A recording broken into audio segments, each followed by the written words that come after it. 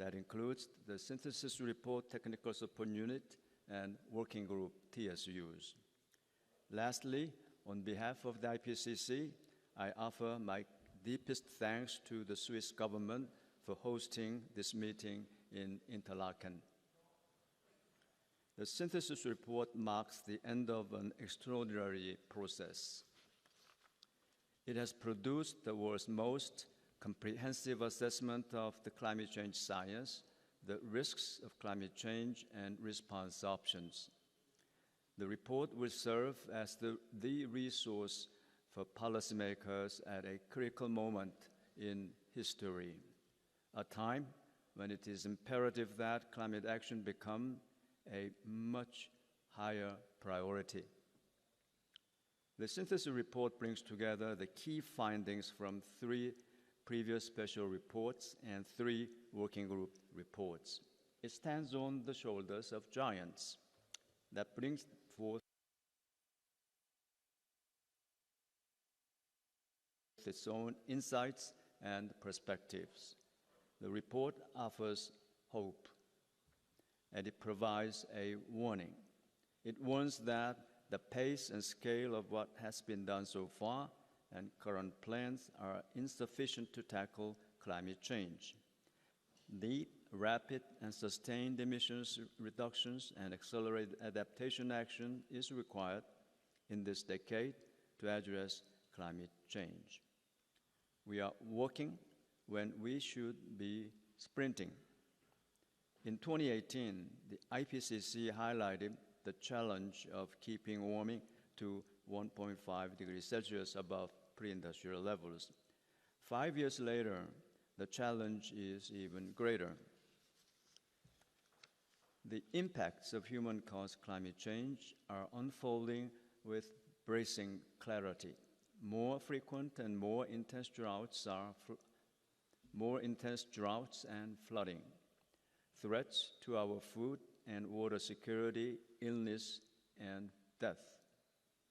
The report shows that climate impacts are undermining the global economy, and the impacts threaten our life support system, the nature itself. Every increment of warming will lead to rapidly escalating hazards and widening regional differences. When the risks combine with other diverse events, such as pandemics or conflicts, they become increasingly difficult to manage. Sadly, as the report makes clear, losses and damages are part of our future.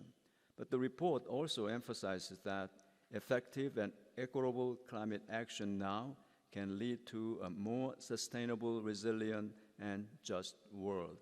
And more ambitious action will provide wider benefits for nature and people. The report points to multiple feasible and effective options to reduce greenhouse gas emissions and adapt to climate change. And those options for change are already available.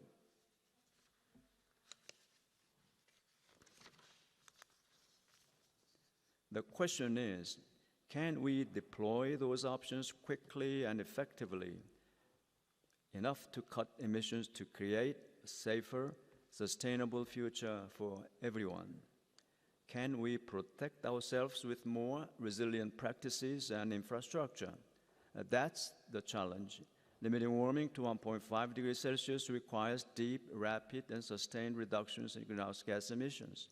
In all sectors, emissions will need to be cut by almost half by 2030 if we want a chance to stay at or below 1.5 degrees Celsius. More reductions will need to follow.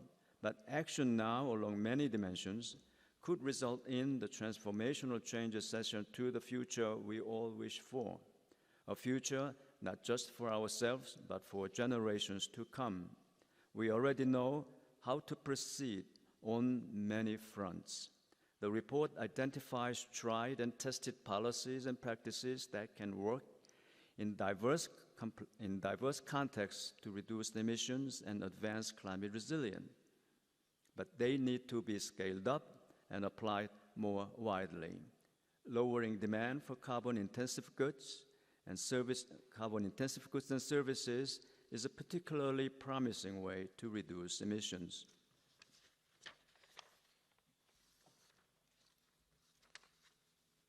When it comes to buildings, for example, lowering demand could reduce emissions by 66% by 2050. Even higher potential demand-side reductions are available in land, transportation, and electricity. One of the report's essential findings is the value of fairness. Those who contributed the least to climate change are often the most vulnerable to its impacts.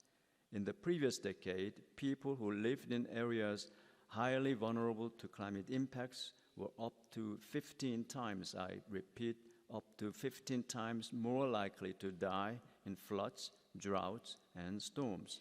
Money cannot solve everything, but it is critical to narrowing the gap between those who are most vulnerable and those who enjoy greater security. The report finds the path to a safer, more equitable and sustainable future for all requires 3 to 6 times the current amount of financing. But there's enough financial resources to rapidly reduce greenhouse gas emissions. It's not just about the quantity of money. It's also about how and where it is allocated. Vulnerable areas just don't have enough money to fund the urgent need to adapt to climate change. But there are ways to reduce the barriers that hold back investment. Governments, through public funding and clear signals to investors, have a key role to play in reducing these barriers. It's critical that climate action makes everyone healthier and safer. Climate solutions extend well beyond financial and technical responses. Support for healthier lifestyles, for example, can be good for us and good for the climate. Yes, it is good news that the cost of solar and wind power has fallen. The report underscores that clean, renewable energy is absolutely among the most promising and effective options for climate action. But there is a more holistic approach. It's what we call climate resilient development. It involves integrating measures to adapt to climate change with actions to reduce or avoid emissions in ways that provide wider benefits to all. Benefits like improving people's health and livelihoods, reducing poverty and hunger, providing clean energy, water, and air. The economic benefits for people's health from air quality improvement alone would be enough, roughly the same, and possibly even larger than the cost of reducing or avoiding emissions. We also know that the path to a more secure future requires political commitment and inclusive governance. It relies on international cooperation, ecosystem stewardship, and the sharing of diverse knowledge, values, and worldviews. And lastly, climate action requires the best of humanity. The report underscores the value of trust, collaboration, and sharing of the benefits and burdens. It calls on all of us, collectively, individually, to do what is in our capacity to make a difference. We need to recognize that we live in a diverse world in which everyone has different responsibilities and different opportunities to enact change. Some can do a lot, while others will need help managing the change. And that change will be shaped by the choices we make starting right now. So let's hope we make the right choices, because the ones we make now and in the next few years will reverberate around the world for hundreds, even thousands of years. Thank you very much. We will now take your questions. Before we take questions, just to say that we've managed to reconnect with Dr. Talas, the Secretary General of WMO, If you can hear us, could you please come in?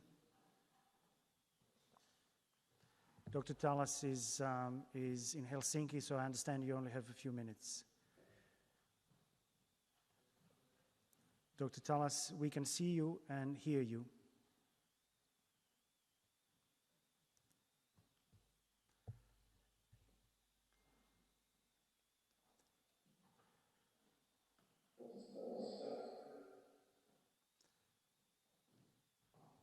Dr. Talas, we can see you and hear you.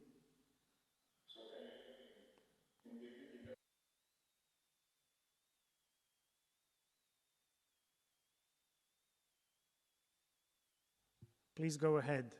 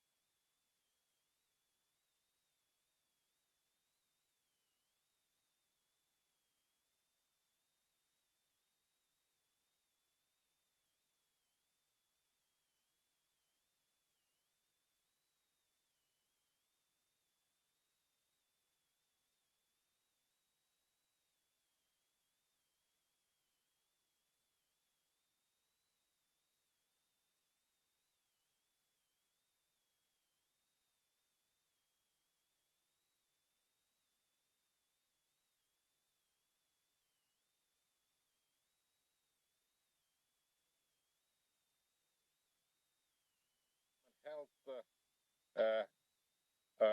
biosphere, food security, refugees and global economy. Many of those risks could be avoided if we would reach instead 1.5 degrees warming.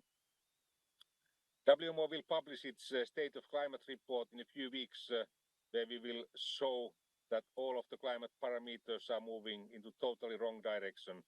Temperatures, ocean warming, ocean acidification, melting of glaciers, sea level rise, flooding and drought events, and concentrations of main greenhouse gases, carbon dioxide, methane and nitrous oxide. Good news is that we have both economically and technically attractive means to limit the warming even to the 1.5 degrees. And the transition is also a great opportunity for new businesses and financial savings. At WMO, we are at the moment promoting early warning services for all initiatives to improve early warning services in 100 countries which do not have proper multi-hazard early warning services in place and have major gaps also in their basic weather and climate observing systems. It is one of the most effective ways to mitigate the climate risk to invest in early warning services. We have also a new initiative to monitor sources of and sinks of carbon dioxide, methane and nitrous oxide by using ground-based and satellite measurements and models to assess what's happening in the real atmosphere. And this is supposed to be endorsed by the forthcoming COP28. Our scientific advisory panel and the World Climate Research Programme have recommended establishment of a kilometer-scale climate modeling system to improve the cloud physics parameterization and future estimates of weather extremes like flooding, drought, and also to assess the risks of Antarctic melting and dramatic sea level rise up to 10 meters in the future. Finally, I would like to express my great thanks for the authors and hosts of the technical support units for your hard work during the past 6 years and to accomplish this 6th assessment report fully and also to accomplish the 3 special reports. Thank you. Thank you very much, Secretary General Talas. We will now try to bring in the UNEP Executive Director, Inger Andersen.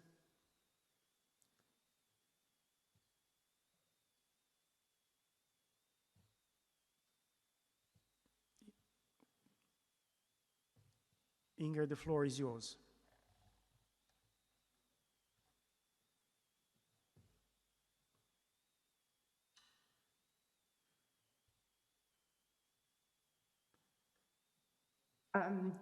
Yes, good morning, good afternoon. Inger Anderson here from New York as we start out the water conference. Let me start out by first thanking the IPCC chair, of course, ExCom, the Bureau, the authors, and the Secretariat for their work done during the sixth assessment cycle, which has culminated in this, the summary for policymakers of the synthesis report of the sixth assessment cycle. To all, congratulations. So, what does the synthesis report tell us? Well, it tells us, and we know that climate change is here now. It tells us that climate change is a real threat to human and planetary well-being. It tells us, of course, that these human and planetary well-being are one and the same. It tells us that we are very, very close to 1.5 degrees limit, and that even this limit is not safe for people and for planet. And it tells us that climate change is throwing its hardest punches at the most vulnerable communities who bear the least responsibility, as we just saw with Cyclone Freddy in Malawi, Mozambique, and Madagascar, and as we saw with flash floods in Turkey just recently, and which killed together hundreds of people. This report tells us that our collective failure to cut greenhouse gas emissions leaves us on track to exceed 1.5 degrees Celsius of global warming, and that continuing to march down this track will bring further intensification of extreme weather, of ecosystem degradation, and of damage to lives and livelihoods. So we must turn down the heat. We must help vulnerable communities to adapt to those impacts of climate change that are already here. The synthesis report, which chimes with UNEP's own research, tells us that we already have the technology and the know-how to get the job done. Renewable energy instead of fossil fuels, energy efficiency, green transport, green urban infrastructure, halting deforestation, ecosystem restoration, sustainable food systems, including reduced food loss and waste. Investing in these areas and more besides will help to stabilize our climate, reduce nature and biodiversity loss, and pollution and waste, the other two prongs of the triple planetary crisis. Deliver many other benefits, from cleaner air and healthier nature to decent jobs and more equity. It is, frankly, the ultimate no-brainer. Ahead of us this year lie the UN Climate Action Summit in September in New York, and the first global stocktake under the Paris Agreement at COP28 in the UAE. These will undoubtedly be important moments to set the tone for action in the second half of this critical decade. But if there's one clear takeaway from the synthesis report for nations, for businesses, for investors, and for every individual who contributes to climate change, it is this: we must move from climate procrastination to climate activation. And we must begin this today. Thank you. Thank you very much for these thoughtful words. We will now move to questions, and I'll first turn to the room. Christian, the floor is yours. Could one of the microphones be brought to Christian?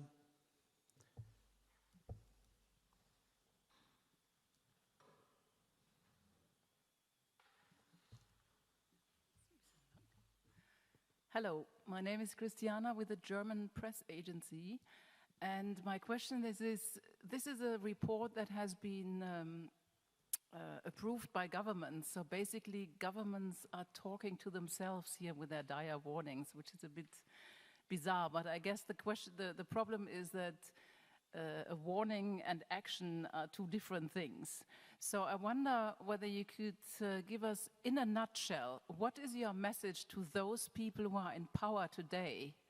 And what is your message to the people out there who are wondering what they can do now, as concretely as possible? Thank you.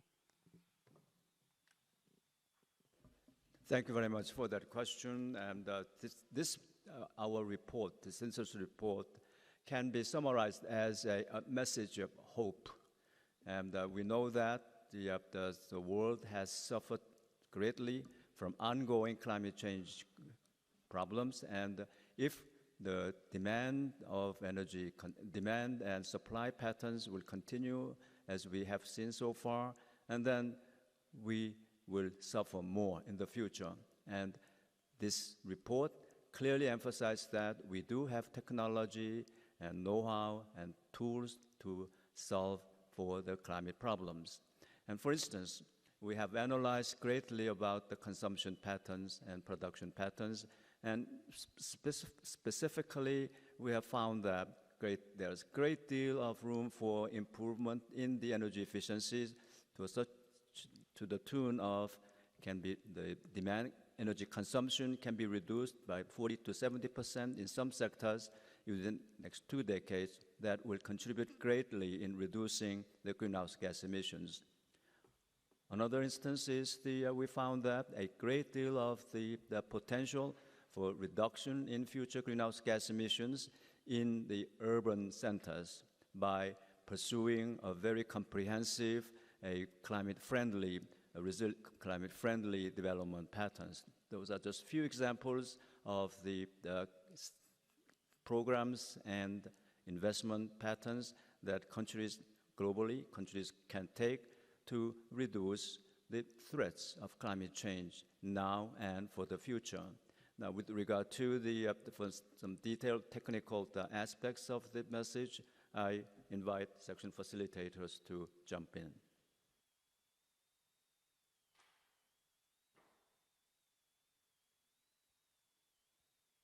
So, one of the critical enablers of action that we talked about is the role of finance and financing for investment. And the message is not really governments addressing it at the core. At the core is the financial system needs to be able to respond to the challenges ahead. And there's plenty of financing that's available for multiple reasons and multiple activities. But our underlying assessment suggests in that context that the investments that need to take place in climate, both adaptation and mitigation, needs to rise by 3 to 6 times at least. And the way forward to do that is the intersection of a couple of things. One is governments are, in fact, central to give the clear signal that climate change is imminent and has to happen, and governments can do more with their public finances. That's one element. The equally important element is that the financial system itself, the banks, the central banks, the regulators themselves have to start recognizing the urgency and pricing in the risks that climate action provides. And underlying all of this, finance needs to flow to places that need it most, has the greatest, least access, highest opportunities, and that's in developing countries. So we understand the system that needs to reform, needs to change, and it's possible to do it quickly, sooner rather than later. Thank you. Anybody else? Yep. Please, Kate. Yeah, thank you for that question. So this report is bringing together the state of the climate science over the last, what you know now. And it's laid out, we tell a little bit about where we are now, talk about where we might go in the future, and then what are the options available today. And so some of the key messaging out of that report is about how deep, rapid, and sustained greenhouse gas emissions are needed to reach 1.5, as well as accelerated adaptation to address the climate change we're already experiencing and might experience in the future. And the report lays out some concrete options that are available today to help address these challenges. Thank you very much. We will now go for some of the questions online. The question from Le Point, Guéric Pensée is asking for Dr. Lee first, and please do contribute afterwards. How would you describe the differences between the synthesis report of this cycle with the previous synthesis reports? Are adaptation and mitigation the most prominent changes?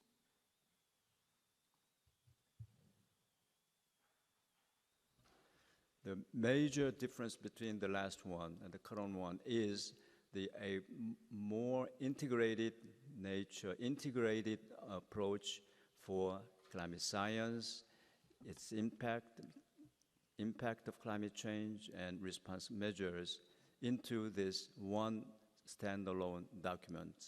Number two, more integrated analysis about the synergies and trade-offs between adaptation and mitigation, mostly on the benefits of integrated approaches for adaptation and also mitigation.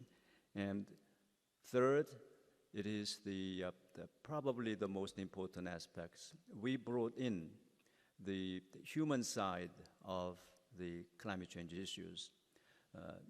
That was a brief mention of this human side, demand side of the climate issues, very briefly in the AR5 synthesis report. But this time, we expanded, working groups expanded greatly the contributions from the social scientists, and Working Group 3 reports, as well as this synthesis report, very much emphasized the importance of recognizing the human dimensions of the climate change issues.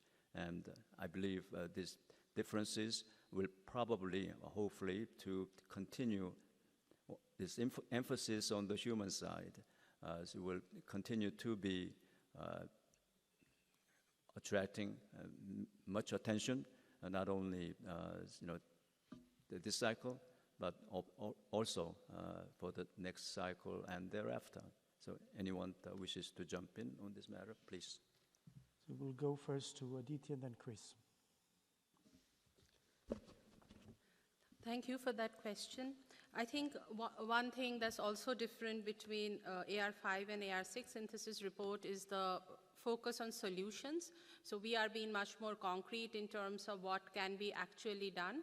And I can talk a bit more around the adaptation. So in the synthesis report, but also in the underlying reports, we actually lay out a large number of adaptation options and make the point that adaptation options would be very context specific, something that can have very high adaptation, improve the resilience in one context can be also maladaptive in another context. So therefore, to make those correct and right decisions, the importance of consultation, the importance of including the local community voices, exactly those who are being most affected, being a part of that decision making. So I think we lay down the technological solutions, but we say technology alone will not take us there unless we have the right institution policies, and this is where a lot of the climate resilient development kind of discussions comes in. Thank you.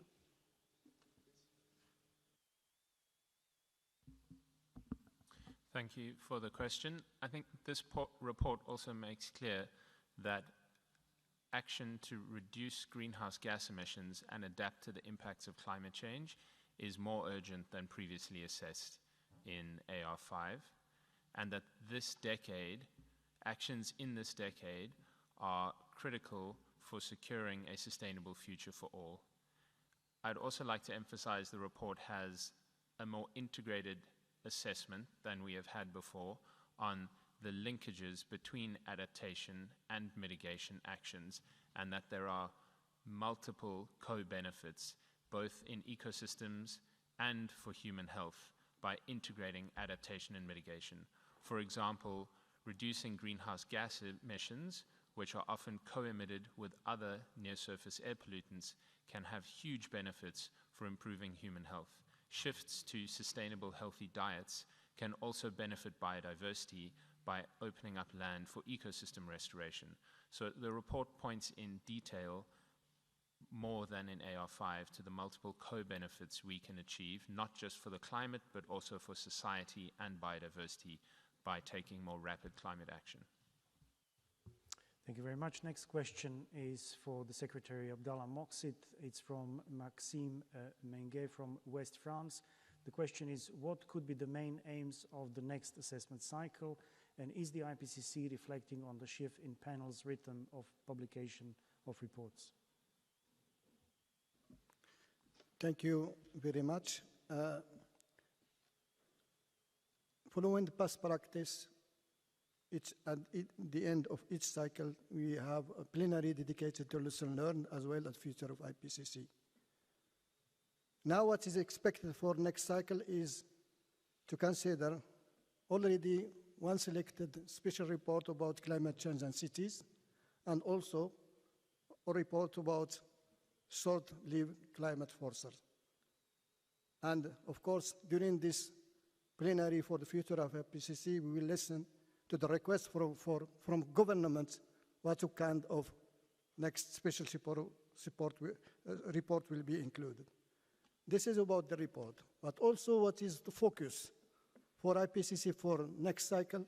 And as I highlighted already, the percentage of participation from developing countries will be improved, as well as the percentage of participation of gender will be also improved. Not only this, and it was already something was highlighted in this plenary, is also the inclusion of indigenous people, indigenous knowledge, as well as involvement for young scientists. In another word, the next cycle will be more open to any participation. This is our intention and plan to improve the next cycle. Thank you very much.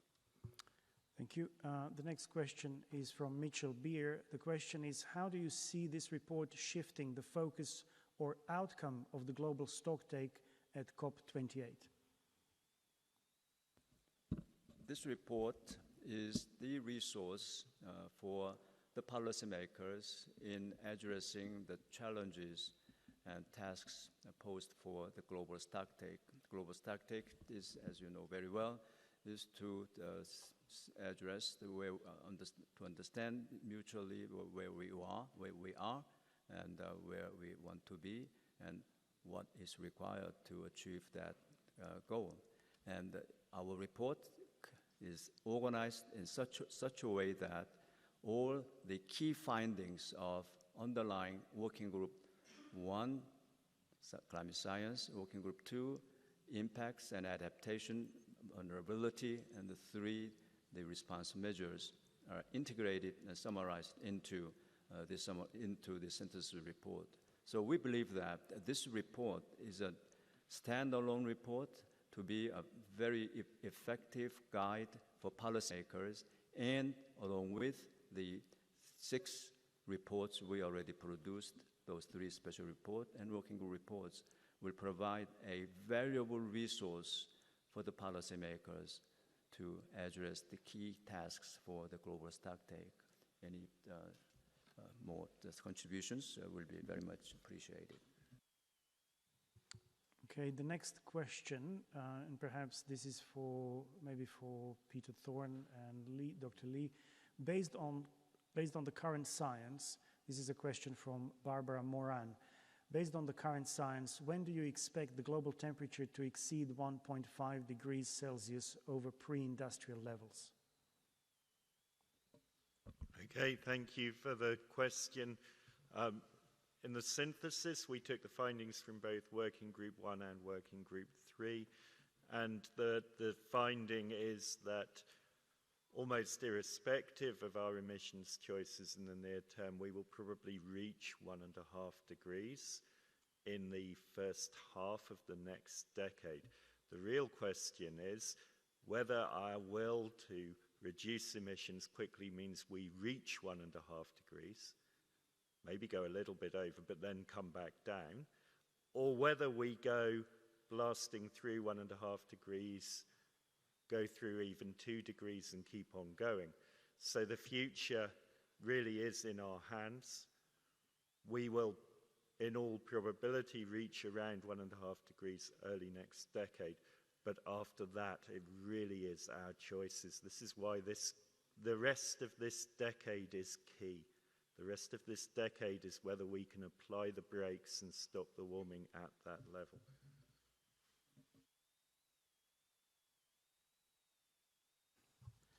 Thank you very much. The next question is for Dr. Lee from Zetland, Thomas Hebsgaard. Covering climate science, it can often feel like the same points are being repeated again and again. That time is running out. What do you think are the most important new insights from this report, and do you ever feel like you are forced to repeat the same message over and over again?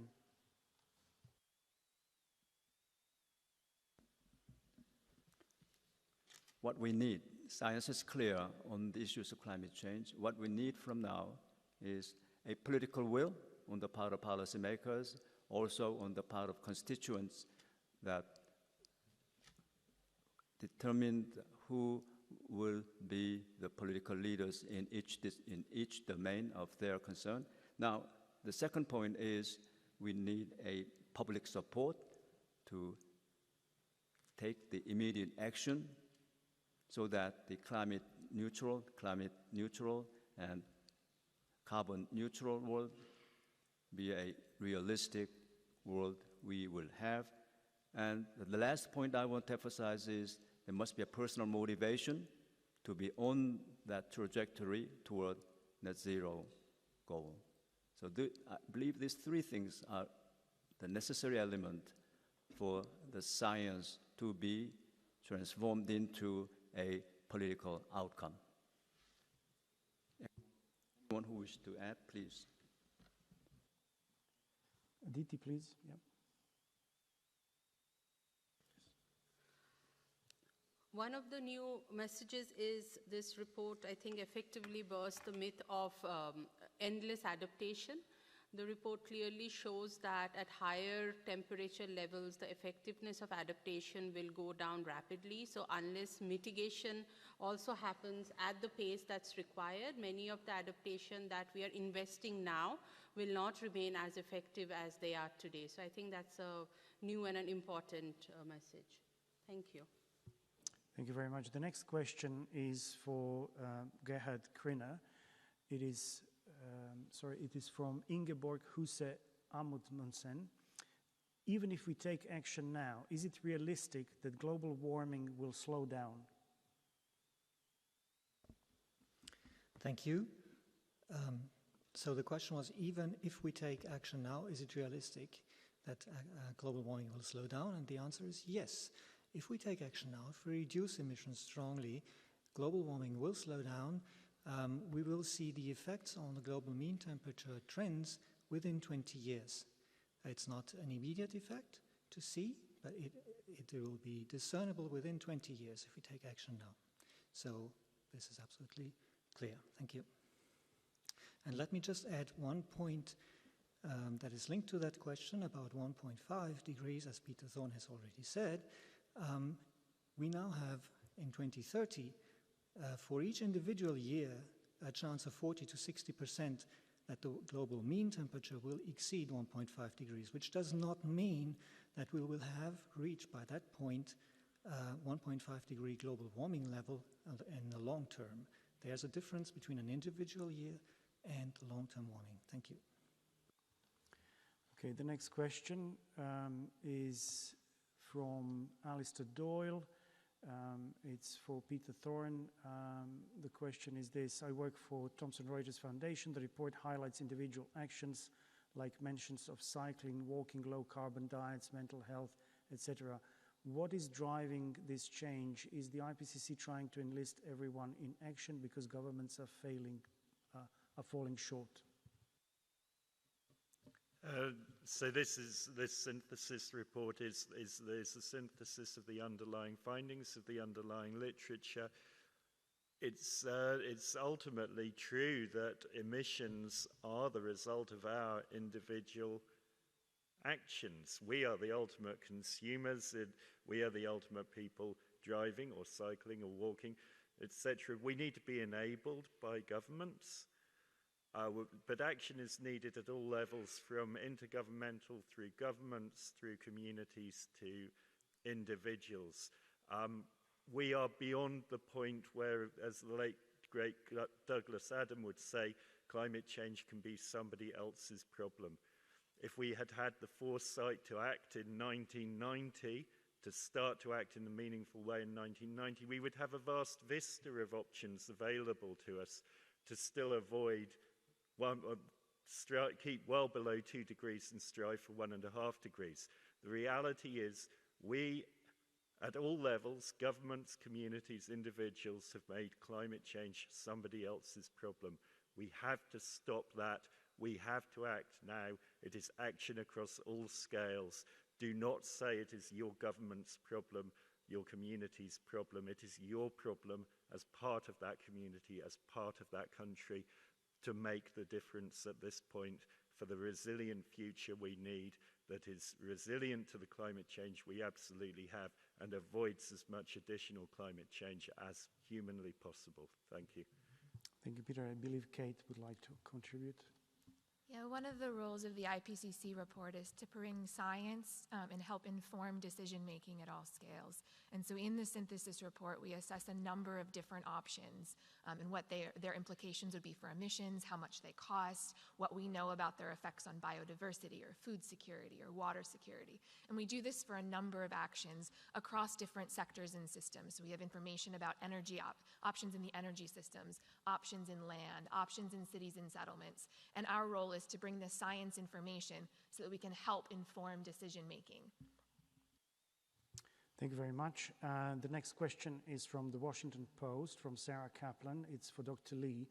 Can report authors respond to the Secretary General call for developed nations to reach net zero by 2040, a decade before the rest of the world? Is this in keeping with the findings of the synthesis report and this assessment cycle? And what would need to happen to make it a reality? Yes, it's consistent because the IPCC's conclusion on our report's conclusion on the net zero by 2050 means this global. That means global average. Therefore, some parts of the countries or regions must have that global net zero goal much earlier than 2050. So is it consistent, his message consistent with the IPCC synthesis report's conclusion, which is also based upon the underlying reports. Now, what can be done from those regions who can achieve the much earlier carbon neutrality goal? Well, those countries were able to pursue a much faster reduction of carbon emissions. They have the technology, finance, and I hope political will. Therefore, they are in much better shape than other parts of the world to be on the trajectory toward the carbon neutrality by 2050. Thank you very much. The next question, and I believe it's going to be our last one because we are close to 3 p.m., is from Seth Bornstein from the Associated Press. It's directed to all panel scientists, but perhaps Aditi may want to start first. For panel scientists, the Secretary General called on developed nations to act faster. How important is it that rich nations act quicker than poorer? And can you talk about how historical emissions and equity factor are in there in the report, if they do? How much of the problem can be fixed by rich nations? Let me answer first, and then we'll probably invite the others to join that reply. The rich nations, I believe that you mentioned there, has the technology, has the finance, and Dr. Dasgupta already mentioned, to achieve that climate goals, we need to increase dramatically, almost 3 to 6 times, the climate finance directed to the climate stabilization goal. The question is, why of sufficient, even if sufficient capital is available, why those capital is not allocated to this solving the urgent problems of climate issues? That's the key question one really have to think clearly. There are many crises we face every day, and the current gap in the financial sector implies that the financial sector must have a different calculations than our scientists think about the necessary financial flows to the adaptation and mitigation. Now, the countries endowed with a rich technology and rich financial resources here has the responsibility, as well recognized by the Climate Convention and Paris Agreement, to help the other regions lacking those resources so that all of us can have a better future. I invite others to join. Thank you. Aditi, would you like to contribute? Or you? So we are, I think, on the questions that are on the issues that we've raised and that Dr. Lee talked about. The choices that we are now facing are more critical and more urgent than ever before. And it's taking place in the context where there are some progress. It's not that there's been no progress, but the scale of progress that we need to move to, as Dr. Lee suggests, needs to really, it's both feasible and it's possible, and we are more waiting for a combination of actions both by governments to make it feasible and possible, and for the financial system and financial sector, the banks, the regulators, the pension funds, the others, to start investing cross borders and deeply, not just for mitigation, but to also the public finances need to play a critical role in getting the financing needs for the enormous adaptation gains. And these are investments that at the end of the day have huge rates of return socially and economically. The single biggest, the highest return, our assessment suggests, may well be providing energy access in low-income sub-Saharan Africa. It could be one of the highest return opportunities that we have right now. And that's not even counting even greater return opportunities if one were to address the losses and damages and avoiding and averting some of these costs from missing adaptation funding. Thank you. Thank you very much. We also have one question for Chris. This is from the Portuguese paper Público. We have established human responsibility in climate change, and there are losses and damages already happening all over the world because of it. Now we have to be prepared to pay the price of these damages and practice climate justice? Question mark. So the synthesis report and the underlying reports it draws on, such as the Working Group 2 report on climate impacts, adaptation and vulnerability, have stronger evidence than ever before of loss and damage from climate change, and that negative impacts of climate change are occurring in all regions. It also shows that low-income groups have the largest gaps in adapting to climate change, and that climate justice, social justice, and other equitable approaches can help close these gaps in adapting to climate change, as well as broaden and widen support across society for reducing greenhouse gas emissions and helping deliver the scaled up and far-reaching climate action we need in this decade in order to limit global warming close to 1.5 and avoid the worst impacts from climate change. Lastly, the report has a high confidence that the greatest gains in well-being, especially in urban areas, can come from prioritizing climate risk reduction for low-income and marginalized groups, especially people living in informal settlements. Thank you very much. We will be now wrapping up. Just to check, Dr. Lee, if there are any additional thoughts that you would like to share with the press conference before we close. Yes. Let me just point out one factor. In this report, Working Group worth 1, 2, 3 reports and synthesis report, I want to highlight this point. In AR5, there was an attempt to compare benefits and cost, and the conclusion at that time was that the ranges of the benefits of climate action and mostly benefits of climate action was so large that a meaningful assessment, a meaningful conclusion could not be drawn.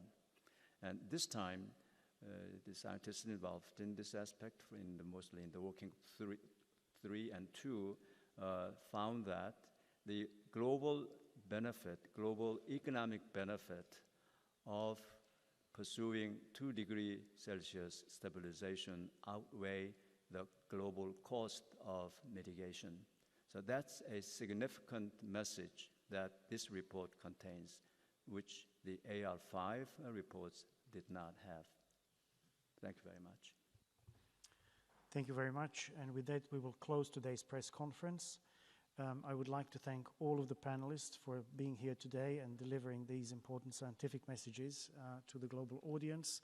I would also like to thank all of the journalists who have joined us today, both here in the room and online. As I said, we have altogether over 800 registered journalists following this press conference.